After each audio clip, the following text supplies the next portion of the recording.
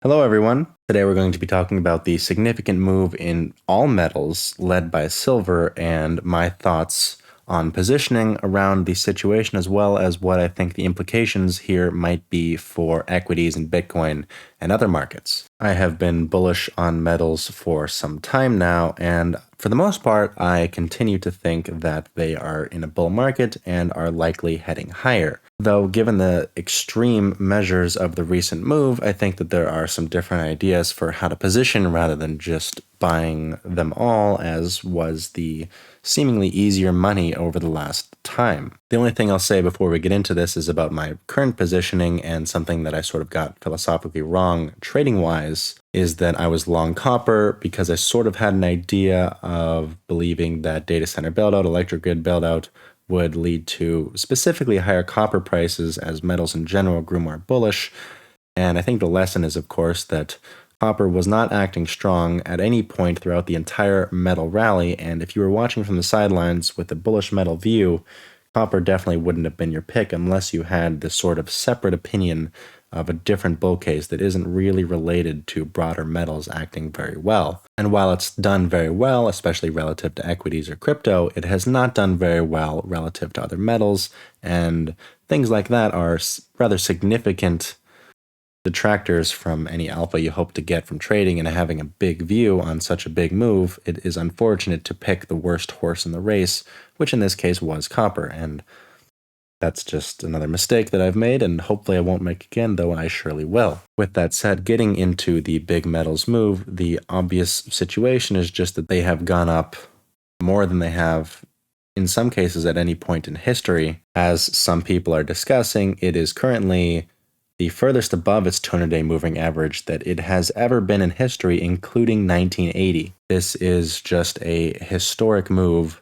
and there's virtually nothing we've seen quite like it. And considering the environment we're in, we're not seeing the inflation we've seen in the 80s. We are not seeing some of the turmoil we've seen at other times in history.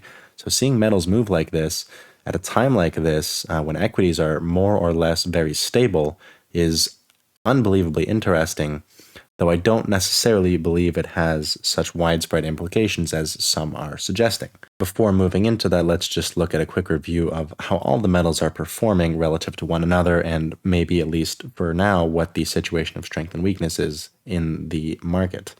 So silver, of course, has been the leader, as has platinum. Copper and palladium have been a bit weaker. I think if I was going to take any short positions, if I had to, I think it would be in palladium, though I don't have to, so I won't be taking any positions long or short beyond the remaining copper long I have left. Lastly, there is, of course, gold, which I sort of view a bit differently than the rest of the metals because it has sometimes a different reaction to news, where you'll see news of war come out or something like that, and you'll see gold alone catch the panic bid where every single other metal might go down.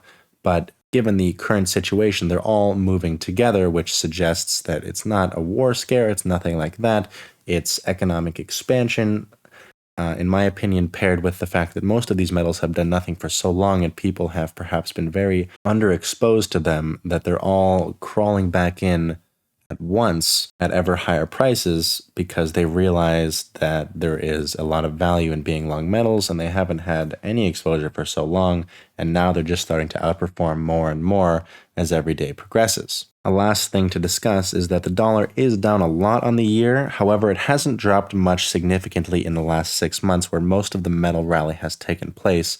So while you might accredit some of the reason for the move in metals to be a fear of the dollar, I don't think you can really say it's about the foreign exchange part more than fiat as a whole, perhaps, though in that case you'd expect crypto to be moving as well, and you're really not seeing that at all.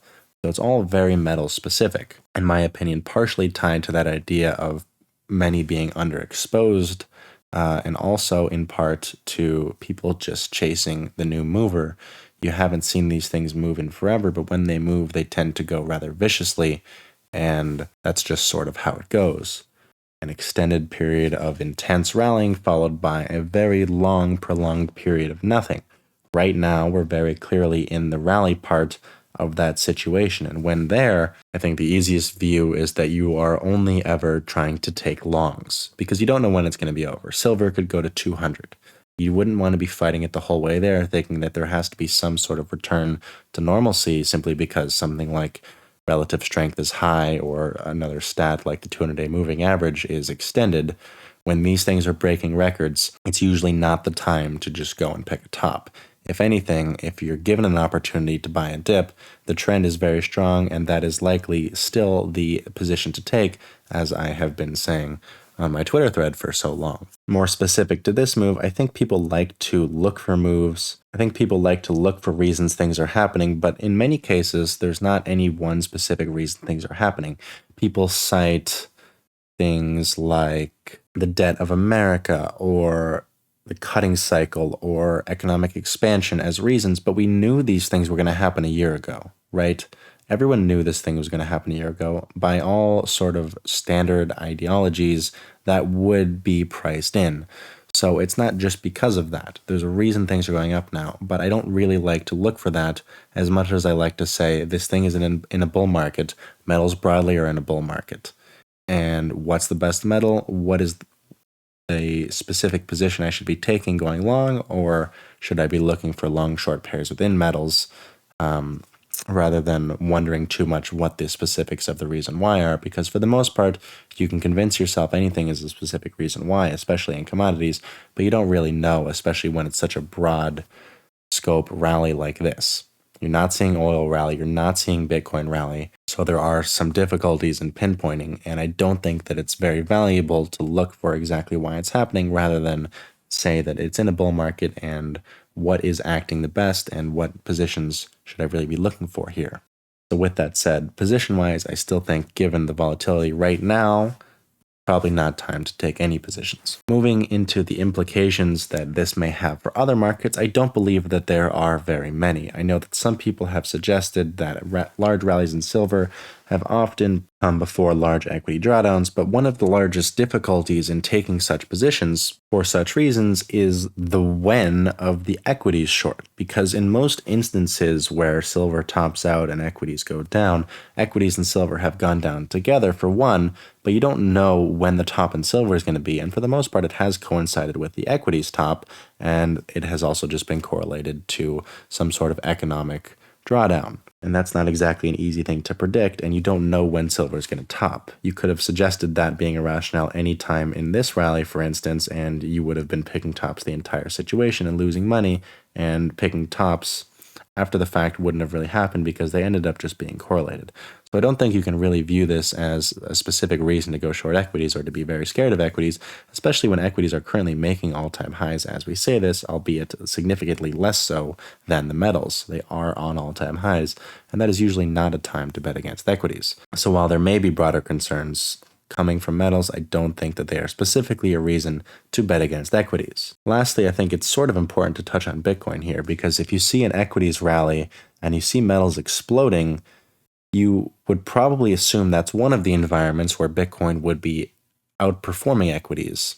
And you're very much so seeing the exact opposite of that, with equities on exact all-time highs, trending higher, and Bitcoin trending lower rather substantially, despite both metals and equities exploding higher, something that you definitely wouldn't expect to see given the sort of fundamental viewpoint of Bitcoin as, you know, digital gold and also a speculative asset. It's not adhering to either of those arguments on its behalf.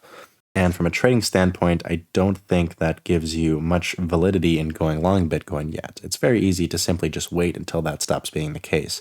If you start to see metals and equities go down or go sideways and Bitcoin ends up rallying across that period, it's a lot easier to buy it then, even if it's 10,000 higher, than it is to try and pick a low here when the action is just atrocious across every part of the argument on its behalf. And it's that idea, for the most part, that has kept me out of Bitcoin for a while, as I made a similar post about this in late October, with Bitcoin and crypto as a whole not meeting equities onto all-time highs, and that preceded the recent drawdown. Perhaps that would have been a good short, but I don't necessarily view it as a good idea to take bets against any of these things when, for the most part, everything as it stands is in a strong uptrend.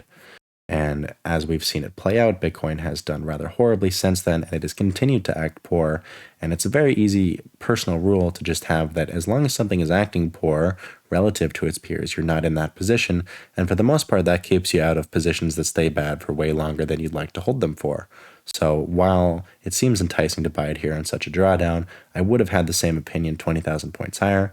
And while I still have it now, maybe I'll end up getting in 20,000 points lower when it finally starts acting good. But for now, it is not, and I just have the personal rule that I am hoping to enforce more thoroughly in 2026, that if the action's bad and it is not fitting up to the thesis, that I should not be getting long. Because while it is enticing to say that metals are going up and people are perhaps worried about currencies and people are going to go to Bitcoin, they aren't yet, and I think it's a lot easier to wait until they simply are entering that position and it's acting well relative to peers to enter it, while that does not seem to be the case right now. So just to go over the thoughts in Cliff Notes, I don't think that there's any new positions to take, but I think that if you are long metals, it's a good spot to continue holding at least part of your position, and then if there are dips, continue to look to buy them, as I think the trend remains firmly intact until further notice. I believe that the implications on equities and crypto are, for the most part, null, though I believe that it's another reason to view Bitcoin and crypto as acting poorly and perhaps stay on the sidelines there, given the aggressive underperformance when it's probably an environment where it should be doing quite well. I don't have too many more thoughts. That's about it. Thank you for watching. Please subscribe.